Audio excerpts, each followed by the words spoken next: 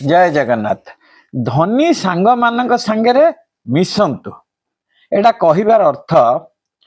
जो माने बिजनेस करने को चाहते यंग पिला माने यदि तांकर धनी सांग माने धनी लोक माने तांका सांगे मिशंतु तांका पाखरे बसंतु से केमती बिजनेस करुचंती से केमती एक्शन नौचंती से केमती डिसीजन नौचंती तांको शिखंतु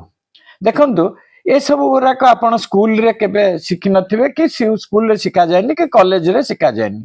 केवल जदि धनी लोकन पाखरे आपण बसिबे धनी सांग मानन पाखरे बसिबे एवरे आपण ऑटोमेटिक शिखि जिवे तापर आपण देखिए बिजनेस कले आपण साहस बढ़िबो किंतु आम ओडिया माने कोन करंती तांको लाज लागे जांगे तांका पाखरे बहुत पैसा हेलानी मु कोन तांका पाखरे मिसिबी सेथि पई मु कहूची लाज शरम छाड़ंतु धनी सांग मानन संगे बसंतु देखिए आप भल बिजनेसमैन टे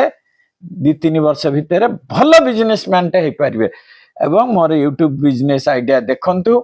एवं गोटे भल बिजनेसमैन हुंतु फॉलो करंतु सब्सक्राइब करंतु लाइक करंतु यूट्यूब चैनल मोर देखंतु।